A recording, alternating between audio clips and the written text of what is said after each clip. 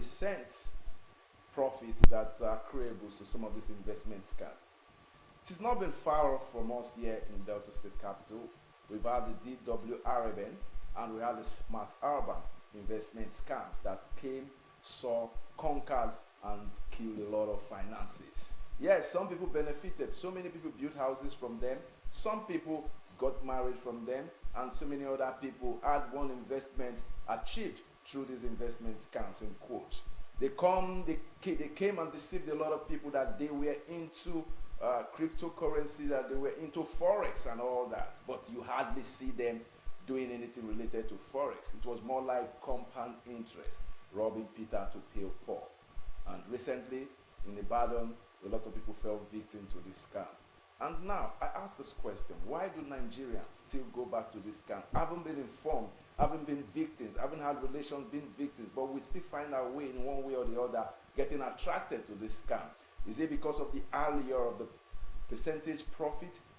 Is it because of the availability of, or rather the instant resources? Is like a betting scam is like something you woke up to the reality that yes, you can become a millionaire with just 100,000 or with just 200,000, as the case may be. To throw more light on this, I have two very wonderful gentlemen, or rather a very wonderful gentleman and a wonderful lady with me in the studio. And I want to make welcome to my far left a familiar face, both familiar faces on this program, Bishop and Ruzo. You're welcome to this wonderful program. Thank you for having me. And of course, the only lady we have in our midst, I was surprised to see her to be part of this, but I know she's one person that is only gender, well, women are scammed as well, so she's a gender-based activist, and of course, a woman of impeccable integrity. Welcome, Comrade Tina Uche. Welcome to this program. Yes, good to be here again. Yes, nice having you two here, and yes, quite diverse a discussion from your traditional perspective, but I know being vast in knowledge and of course the history of things have been trending. You have so much to say about what is happening. Let's look at investment scam. I want to start with you, Bishop. Let's look at investment scam. What are investment scam? Why the allure for Nigerians? Well, I'd like to start like this. The popular name for this type of investment, they call it, I don't know what they're investing. I'm telling you. Investment is to put money, in a project that eventually will bring returns. But when you go to double money, or you expect that when you put 1 naira, you get 10 naira, that's money doubling and that's gambling. But we trace this whole thing. In fact, the popular name is Ponzi. Ponzi scheme, Ponzi scam. There was an Italian called Charles Ponzi, born in a place called Lugo in Italy on the 3rd of January. On the 3rd of March, I think that was 1882. He died 1949. He's the grandfather. He's the protagonist of scam. In fact, they call him a con man. They call him a charlatan. He moved up to America, and started Ponzi scheme. What's Ponzi scheme all about? It's about an investment that exists from nothing. You just advertise that, oh, we have this structure. If you put in 100,000, 100 naira, give us 1 month, you are going to get 100% of your money back. So when it starts, a lot of people rushing. So they use the money of the first investors to pay the incoming investors until they are able to pull a huge resource of money, and then of course they shut down, they disappear into the thin air. That's the origin of it. It has come in different phases in Nigeria, because like somebody was saying behind camera, that is a Nigerian issue. No, it's everywhere in the world.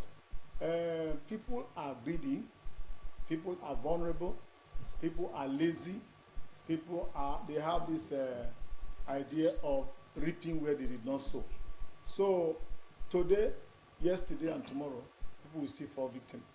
Talking about this present one, or the fact that people always come again and again, the factors are just these three. 1, greed. 2, laziness. Another one is reaping where you did not sow. It's a human attitude, and the other one too, to scam people, is a human attitude. So human attitude mixed with human attitude gives us whatever result we get: deception, disappointment, dissolution, depression, and all that. And somebody goes away with plenty of money. But even those who run away with people's money, they don't have peace. They can't have peace. But looking at it, it's been, I remember Planwell in Benin. Planwell in MMM. Then there was another one in Warri. Then I had a lot of Shell staff as they retired, they put all their money there. And some of them passed away. Yes, they had to die. Yes. An unnatural death. Now, still looking at this, Comrade Uche, you're looking at what is the allure, what really is the attraction for people that haven't seen the cries of other people. Look, if they open a Ponzi scheme in Asaba today, people will still rush there. People will still rush there. It's true. A lot of people have been victims, but the victimization doesn't end there. What do you think is the attraction, basically, that gets people of all races, gender, and of course social status investing their money in scams like this? To tell you the truth, I have a closed mind when it comes to Ponzi. I don't want to know. I don't want to. That is, I don't want to know anything about it. Even when she told me, I've already told her yes already, because I do not have pity them. And you say something that some people benefited. Yes. Okay, so that's what people look at. And those people that benefited, when you ask them, they benefited with sense. I was asking, they were the early birds. Yes, I asked somebody that I'm going to DBS. This is the situation, and I know that you've been there 1, 2, or 3 times. I've been a victim. You've been a victim once, and you say you succeeded. Tell me something. He said he benefited with sense.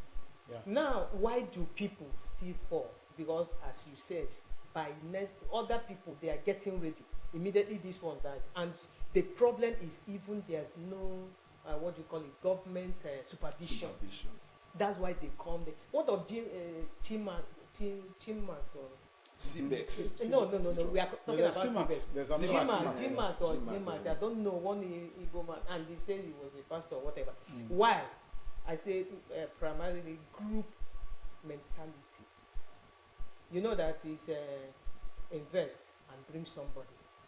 Yes, so for the fact that somebody that you know, has benefited, some people will not ask questions. They say, okay, you benefited, and maybe the person flashes cash on your face. You just get carried away. Yeah.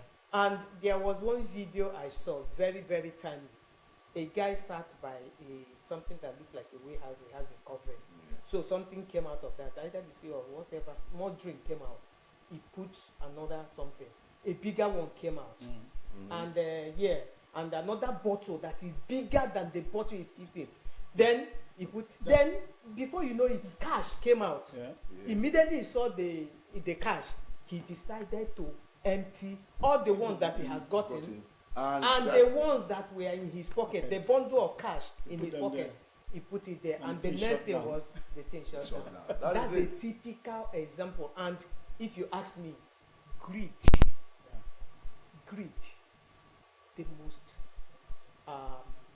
there are many factors, but greed seems to be the most important. Desperation. Then you want to ask. That's why government will sit and be laughing at people. There's no money. There's no money. Where do these people get the kind of millions that we are hearing? Other words, let me answer this one briefly. Yes. A lot of people, I remember that time when we had DW Araben and Smart Urban. The cooperatives were there. A lot of people flooded the cooperatives. The cooperatives in their offices to borrow money because they wanted quick returns. Yes, to add to the issue of fight for return, there is this square mentality that we have got their trick. We noticed that the early birds benefit. So let's go early. Let's go early. So even those who, like this one now that is just closing down, they lost a lot of money. If they hear another one is coming, say, oh, let's go early. Because if we go early, we will gain. So that's how it is. And the one that pained me most, one lady that is a Libya returnee. She sat in front of the office. It's like make ground open. Make it enter. He went to Libya to hustle. At the end of the day, you came back alive and decided there's no other investment. Is the money doubling. And this is the right one. It's money doubling. It's money doubling. So that's why somebody can take the whole life saving. Because I remember when when we talked, I actually met the owner of Smart Urban, Okay. who incidentally was a friend. Okay. I Was know then. was It's a no more friend. No, it can't be a was a friend. Where And I where saw are you even going to see You've him learned today? the hard I've way. not seen him since that day. You can't see Okay. him. Now, was a friend, and I was privileged to ask questions. I know I'm more intelligent. I asked him, when do you do this forex that brings this money? He said, don't worry, get people when they work for me. That was the acronym. As an intelligent person, I sat down and I go to the office. I sat down and observed. What they do is, like we said, the more people are paying are registering. People have 3 months investment, 1 year investment. They will use those people's funds to pay those that are under pressure. Yeah.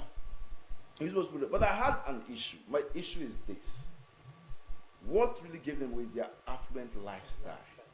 You are living on people's money, you are buying cars every day, you are building houses every day. Now, what do you think is fundamentally wrong with our institutions? Because most of them have EFCC clearance, you see it in the office, they have Security and Exchange Commission clearance, they have CBN clearance, they have CAC.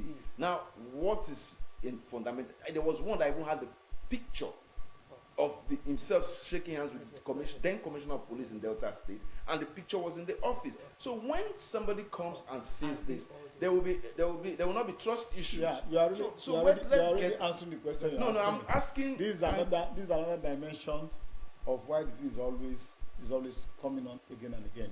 First of all, this is about system failure, because somebody says, ever since they started talking about all the cryptocurrency, forest trade, there's one young boy that I see carrying laptop, and I ask him, what do you do? He says he's learning how to trade in forex.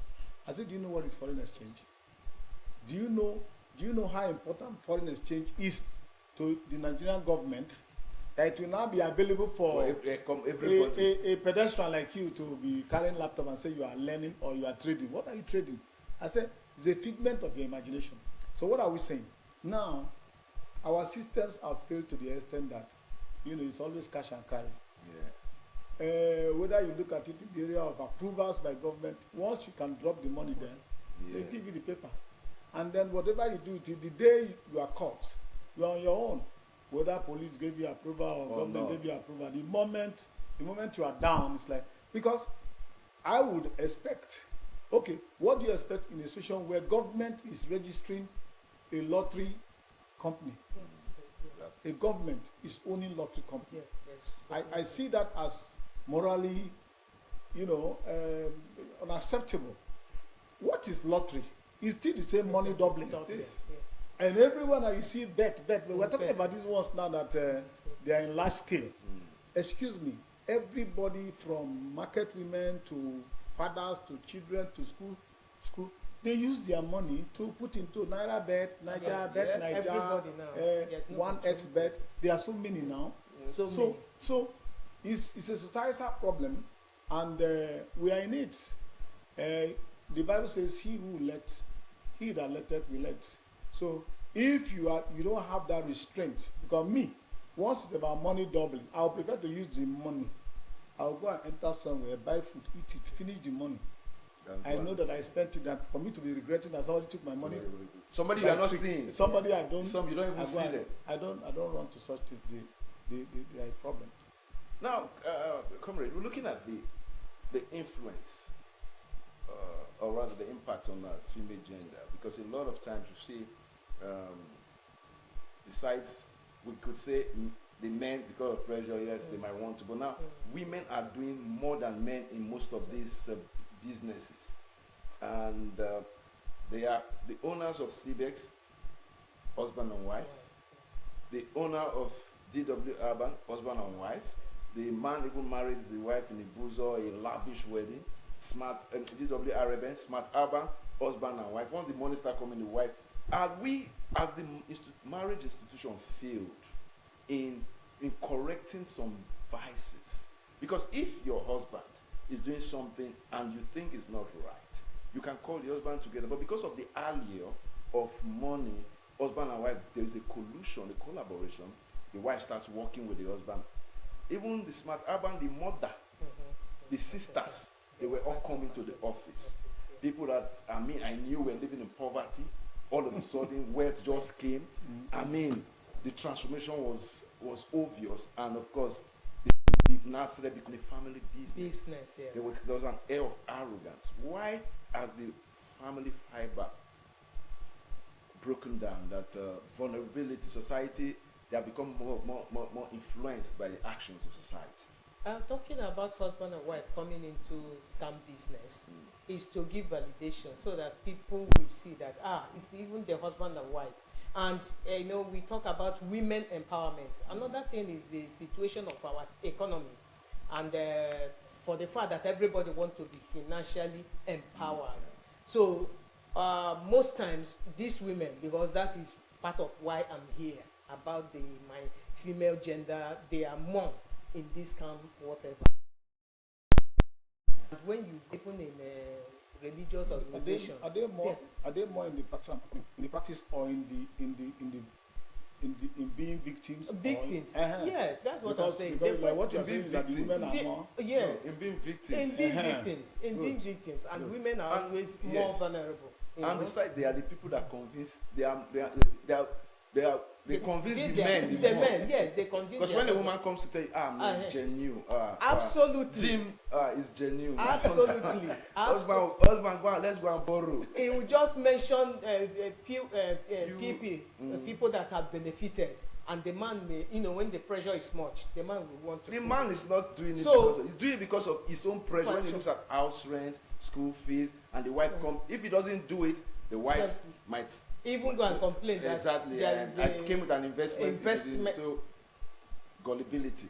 That's exactly like the lady that was crying that the grant should open and swallow her over and lost money. And lost money, the money she made, and so many other people like that.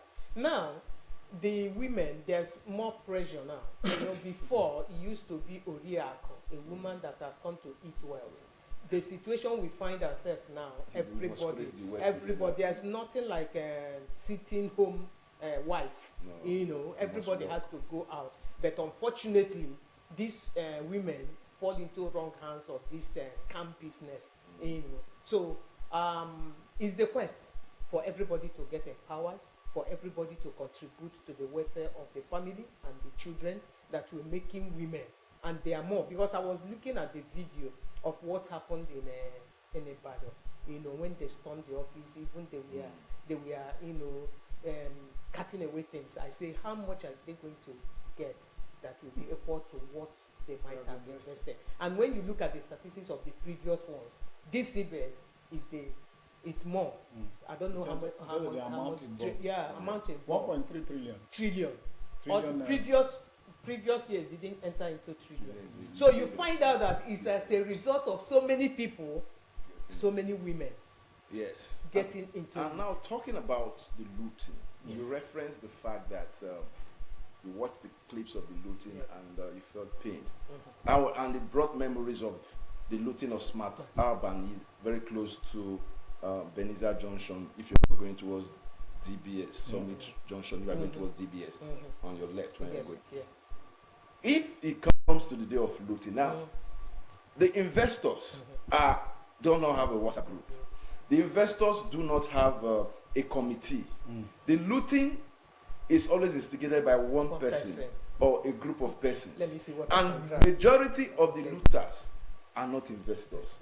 They might be passing, because that day I was driving past there and I saw Keke riders park their car, people parked, I saw people carrying battery. All Nigerians just need is to that they loot there, everybody becomes an investor and the looting starts. A woman came with a truck because the young man was building a church. And why do they I will come to that? He was building a church behind one hotel in Opanam Road, and the church had already roofed it and put chairs. The woman that invested just came with a big truck, started parking all the chairs inside. Outside miscreants that didn't invest, they climbed the roofs, they started removing the roofs. So you can see the ripple effect. So looking at the ripple effect, and I want to, you are a clergyman. I'm coming to bring this question to you. And you are a clergyman, and of course, people respect clergies, and they respect your voices. And we found out that some of these innovations were creations of pastors of people that are seen to be clergymen or pastors or and their wives pastors and all that. And having with that, over people. Yes, that have spiritual influence over people. And when your pastor says, yes, this is safe to do, they are directly or indirectly involved. Now, why is it like that? Is it that the church is losing its substance or its relevance in creating a pathway of a society that should transform you? Or, I mean, we have present-day pastors like we're postulated by the scriptures. At the end times, we'll see this kind of things. Well, when you have to deal with man, M-A-N, you know that he's amenable to nature. Made amenable to nature, that's man. That is, a man can be distracted, a man can be influenced, a man can deteriorate, a man can, how do you mean? Whatever standard he was holding. Let's take, for instance, somebody like John the Baptist in the Bible. John the Baptist had a single mission to introduce the Messiah. And he walked with God to the extent that God opened his eyes and he said, behold the Lamb of God that taketh away the sins of the world. But what killed John the Baptist? It was not Herod that killed him. He stopped believing what he believed. Because the same John the Baptist, because he preached to Herod and was put in prison, he sent his disciples to go and ask Jesus, are you the Messiah to come? Or we should wait for another? Because he was expecting that Jesus should come and rescue him. And even do what is it called? Prison evangelism. Oh, you are here, sorry. Oh no, don't worry. Something will be done, you'll be out of this place. Now, that's how we are. Whether you are a man of God, you are first of all man before man of God. Man of God, yeah.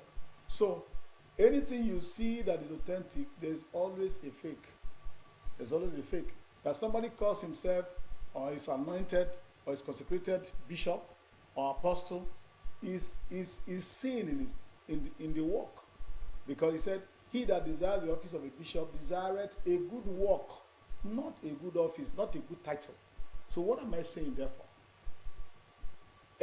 Many are called, but few are thieves. There are pastors that are thieves. Spirit of Indioshi. We teach our people how to recognize them.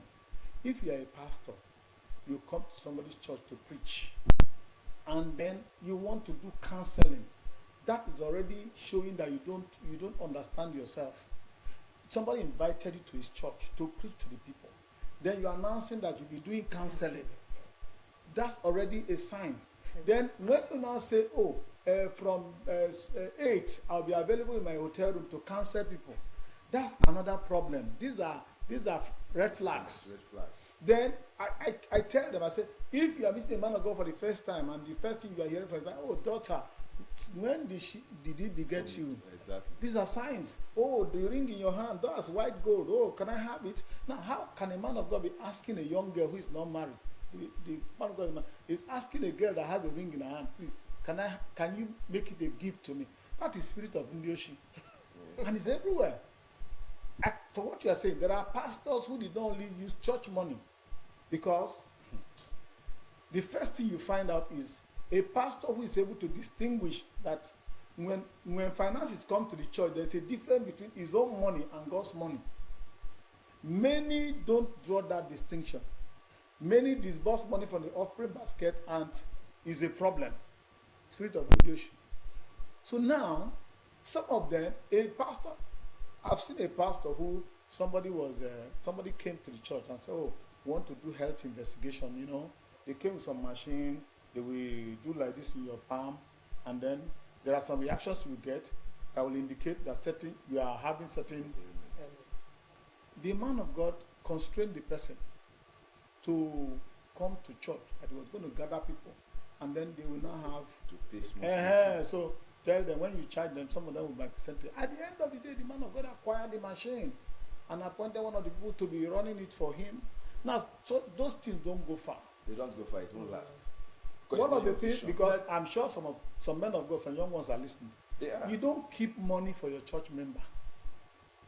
Because some men of God, some people will come and say, please, the man of God, this money, I don't want to use it now. Can you keep it for me? Based on integrity. Your integrity is not, there's not like integrity. The way we are is temptation. The way we are now, if somebody's money is in your hand, there is a need you have, and you say, let me spend it later. And then the person will ask for the money before the later and then your integrity is already at stake. So there are things that ministerial ethics, requires you to forbid. How do you direct your church member to go and invest in a Ponzi scheme? Because you want to get caught. Because you want to get... a certain church. Yes. I'm not going to name it. Yes. In Asaba. Yes. Now what happened? Now many churches. It's not only one church. It was something that the wife of the general overseer entered into one of these Ponzi schemes. And the Ponzi scheme was the type that if you bring somebody on oh my God. That's the one I wanted to talk about. You bring people on the they will grab their church members. Because she's there. Everybody has to come under her. And she was cashing out. Until the thing crashed. It will crash and she too will crash. Some people, but she had made enough. That's what I am saying. That's what I'm saying. That money will fly away from her. Amen. Before that time comes, now, there's a particular... the money you didn't work for. This is the principle. So now that he said, know ye not that riches have wings and they fly away to they know they don't see that one. They don't see that one. There's a particular man of God. He has to create third service. Because of... Yes, they have normal 2 services. They have to create the third one. They call it investment. It's the quest of the... Yes, investment. And he brought somebody to come and talk to them. And a lot of people invested at the end of the day. The person that I spoke to this morning, that I'm coming for this game, the person invested. Yeah, it's a victim. Yes, the person is a victim. He created a service for investment. It's the quest for prosperity. Because you find out some of them, they will preach for the normal 45 minutes. When it comes to tithe and offering collection, another preaching another kind of preaching on tithe will start that will be more than 45 minutes. So it's the quest for prosperity that is now most of the things we hear that makes them. He created the program, and all of them, like you said, the Mommy Gio is a member of that Ponzi. Everybody now has to come under her, and before you know it, church is scattered. Yes, church is. And some people, some people quiet. We know they. No. It's not. It's not. Some people died. You are retired. After 4 years, they pay your pension. Then you hear of this Ponzi. Maybe you are paid 10,000. They just tell you put 8 million by 6 months time. You get over 120 million. I'm asking. Which retirement will give you 10 million? For example. No, what happens is maybe the total is 10 or 15. They give you half of it. Then they will spread the other one. Then the other one will be trust that they will give you as a and you know the most unfortunate thing? Some people will leave their investment when they're supposed to, what do they call it now? Is it cash out or whatever? They say they should leave it. That they should roll it over. There are some victims that we are the victims of rollover. So they couldn't collect. They said they should continue. Just roll it over. Then they lost both the profit and the capital and everything. And some of them came down with. Let's look at the role of government in the curtailing, or rather in the management of Ponzi schemes. What's the role of government? What role does government have? Well, the role of any government, at any rate, is to regulate the system. That's their role. To regulate in favor of the populace. If you're going to do business, it is government that should be the clearinghouse. You come, what do you want to do? Why do you want to do it? How is it going to do it? Then by the time they are giving you a license, it should be followed up with a supervision to ensure that what you say you are going to do is what you're doing. But you see, government also has come to the kind of criticism we are giving to pastors now, where we just think that, in fact, the way government is running now is like collecting money from the pocket of individuals to embezzle. Sorry to say. That's how government is running now, because you come to a place where, let's take for instance the issue of approval of land for building. There's a, I won't mention them, but there's an arm of government that's in charge of, 1, giving out land, 2, telling you what you are to build in that land, telling you the space that your building can occupy, what you should use for landscape, and all that. Then the same people, you will come back tomorrow and tell them, oh, I am thinking that let me build like that, and then let me cut off this land and use it to build this thing. They will still approve it for you, provided you give them money. Then you are moving on some streets, you find that the person that they have given land will carry the fence to the point of the road. Then you will still do flower bed. Then before you know it, a whole road, the space that is supposed to be for a road that should be tarred, has been narrowed down. Then you see them come with their ink and keep marking X. When they mark X, that X means bring money. We clean the X. X means that this is built for destruction. But they never destroy anything. They instead mark X. You go to the office, give them money, they come, clean the X. So that is where we are. Government has to sit up at every level to regulate issues in society. Government is not supposed to be involved in investment like all that. What you do is make sure that the enabling environment is there for structures, service rendering companies to operate in the interest of the populace. I remember on an occasion on the platform of my program, TV Guest, I was asking a top government official, I said, now, 2-bedroom flat, which is the minimum, or room and parlor, which is the minimum accommodation that a civil servant can get, is now out of reach. Even the one they built 1916, everybody is charging the same amount. Is there nothing government can do? You know what he told me? He said we are operating a capitalist because it's the man who bought his cement, it's the man who, so he knows how much he spent to build that. Now, the same people who could not build low-cost housing for staff to occupy, they are now the ones building, grabbing land, building for people to occupy and pay them rents. Now, here we are. It has affected all of us now.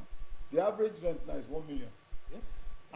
And what are we going to do? Strange. Where is government? What is government doing? They say Dangote cement. Dangote cement, in what space is it producing? How many of us have gone to check to know what is the input, the raw material required to make cement, and be able to come up with a minimum cost and tell him, if you are going to produce cement for us, this is the price it must be. When you do so, but instead, those control agencies will go to Dangote, collect money, and keep quiet. Charge what you can, my dear. Anything. Like, okay. They might even collect bags of cement to complete their own houses. So now let's come back to where we are. Yes, let's come back to the influence of the benefits, merits and demerits. I'm going to say merits and demerits upon this scheme. Because however you want to look at it, it must have some merit. I'll give you some when you are done. But then let's look at the merits and the demerits of Ponzi scheme. It depends on your perspective. I don't know. Because like I said, I have a closed mind when it comes to Ponzi. True. Yeah. It's only the only merit I've had is the ones that they benefited. And before they benefited, they fallen victim once or twice. And they decided to engage their brain, more. That made them. So I don't think maybe the ones that are the ones that registered early, that take for instance the ones that bring more people under you. You different forms of different forms. They bring people. The money lenders, the one that you bring. I think somebody met me last week that even like all these forever products that they say come on. I mean, it's so stressful. When you look at the stress, first, you not think that I have to scout for people to be under me before I can. Even some people will promise you that just register. I will get people under you. We had that Bishop this way. So I don't know about the merits. Let me come from the man of God point of view. Okay, sir. The Bible says that wealth take note of the word. Wealth gotten by labor shall increase. But he that getteth rich by deceit. No, but rich is gotten by deceit shall diminish. So I'm saying it to say that there is no merit. No merit at all. There's no merit in Ponzi because the takeoff point is deceit. The takeoff point is scam. So it's about Peter and Paul. You are robbing Peter to pay Paul. So maybe Paul benefits. But the same Paul who benefits today can become Peter tomorrow in the same system. So it's about lose-lose for the investor. Yes. The so-called investor. I don't see investment there. Or the person who is seeking to double his money. But lose also for the person who thinks he has run away with people's money, because that wealth will not bless him. It's not blessed. A situation, for instance, if, for instance, what they are telling us about the CBEX person is true, that he has been nabbed, at the end of the day, there's another word of God that says, he has swallowed down riches. He shall vomit it again. God will cast it out of his belly. These are very serious scriptures. So if the man is already caught, another scripture says, if you steal and you are not caught, it's okay. But when you are caught, you restore sevenfold. Now, all these are, you see, we don't operate in a vacuum. By the time this judgment will come, there are laws. some people are dead already. There are laws, whether you know it or not. The man, you'll be surprised that this same government that gave approval for this command to operate will retrieve all the money and pay it to the government treasury. Yes. But it does not benefit the man and his family. And it's not At the end of the day, the investors. at the end of the day, it's lose Victims. lose. Lose for the everybody. victims, lose for the so-called operator of the yes, investment. forfeit your houses. to That's government. right. But, And all unfortunately, by that time, some people are already. That's lose It down. just- That's the same Yes, loss for people them. are already Everybody dead. has lost. Now, there were instances. Now, I want to rephrase the word, the implications of Ponzi scheme, Yes. the negative implications. There were instances, the last time I recall, that happened in Asaba, marriages were broken. Yeah. Who sent you? There was someone that was abroad, was sending money to the younger sister That's right. to build a project or buy land. They use it to put in this Ponzi scheme. That one went. There's the case of a man who is staying away and sent money for the wife to renew their rent. She used it. She used it and it was trapped. and So it was trapped. that And has the been annoying problem. thing is that the monies are irretrievable. You can't. You can't, even when you go to At court. the end of the day, that's what I'm saying now. By the time the court rules, those monies, whatever is the asset, the end of it, that the asset of the so-called operator of the investment scheme is going to be seized, frozen, and then paid back to government. Okay, not to the. No, No. not to the At victims. what point? At what point are you going to show proof? That Who yes. Who has the data? The first thing that happens is And- that when they disappear, they disappear. That is it. If their Until database, they disappear with it. So if you say you invested, you bring your whatever. I don't know whether they gave you receipt or anything to Whatever. prove. Evidence. But at the end of the day, when you bring it, who is there to corroborate from their database that this thing is true of you? So at the end of the day, what the cheapest thing for government to do via the court is to freeze the assets of and then To the government. talk everything to Now government. you're talking of paying to the government. Now I have a caveat there. Yeah. How true is it that these payments actually are done to the government or these houses? Most times you say the houses have been confiscated because they are government properties. Are they truly become government properties? Do these monies get truly paid to them? Sir, it depends on what the court is ruling. Okay, let's take for instance a simplistic example of the customs. There are tariffs of goods that can come into the country via our borders. And there are some that are smuggled and they are seized. Now there's an announcement now about how that there are cars to be sold by customs. Cars now that are supposed to be going for millions of naira, 750,000 and all that. The question you're asking, after the customs have done the auction, as soon as people came to buy, where does the money go? Who ensures that the money goes there? So that is why you see that customs officials, they usually are fat with pot belly because they feed from resources, process of Crime. of deceit. Yes. So now when they finish, they sit down. A simplistic way. Okay, this one goes to the Oga. This one goes to this one goes to. Okay, put this one in the Government. treasury. So all the same, whether it's to government or to government official, it is gone to government. Now we will. That's a public servant analysis of the true reflection That's- of reality. I'm telling you, that's how it is. Let me get your opinion. No, I just wanted to ask you, Yeah. the one in Asaba here, that place that was seized, Yes. they cordoned the place off. And somebody, I think somebody has bought it and broken Eh-heh. it down. Exactly. And somebody bought it, and that is what. So who bought it? We And don't who know. bought it Because and that where did young the man, money that go young to? man bought that. And another thing that happened, you see, people that go into Ponzi scheme, Yeah. they have a very wicked mind. Now, what happened? The young man bought a house in Okpanam. The realtors put that house for 45 million. But as the young man came and he liked the house, he said any amount. They now increased it to 60 million. And they were shocked. He didn't bet an eyelid and they bought. They regretted. They should have said more. He furnished the house. I'm trying to give us the repercussion of Ponzi scheme. Yeah, sure. When the looting started here, some people, there's nowhere, people must talk. I know where they stay. Yeah, of course, people must They went to the house. They loot. You know, when they are looting, even this chairs, one person can carry this chair. Yes, no. And that was what happened. They looted the house empty. The way they looted the church, Yeah. because he was building a church and all that. Now, for the investor, what are the gains? What does the investor stand to benefit in the short term and in the long term? And what is the implication of his investment? I'm sorry, I wouldn't say the investor, what do they call it? What will I call the person now? The initiator of the, the protagonist. of the Ponzi scheme. The initiator of the All right, let's look at it this way. Because the takeoff point is deceit. The end point also is deceit. Everybody will deceive each other. Even the police will deceive. Nothing comes out of deceit. You just created a system that generates plenty of funds that flies to nowhere.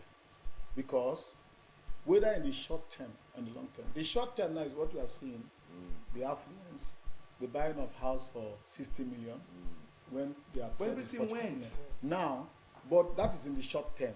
The buga you are seeing, transformation, that's the language you use. Father, mother, everybody was now living big, but it's for a while.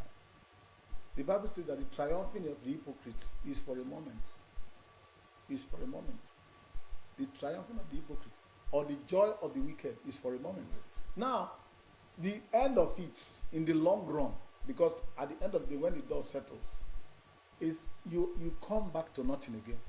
Come back to what you're worse. You will know. You don't come back. You are worse than you are worse off. when you started. You are worse off because your original intent was negative, so you are going to end up negative.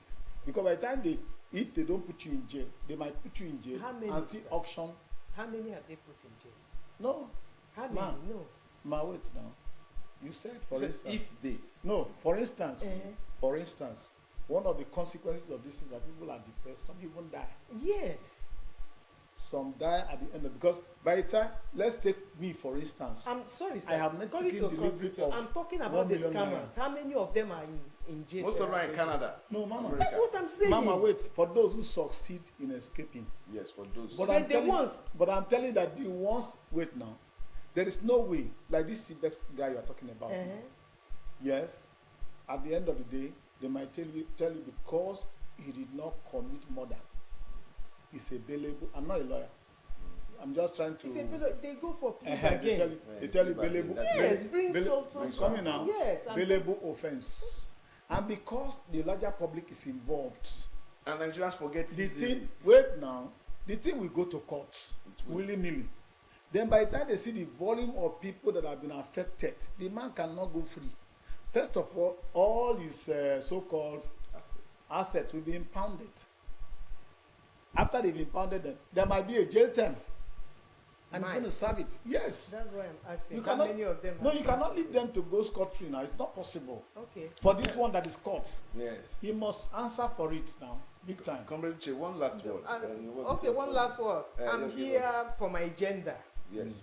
Because I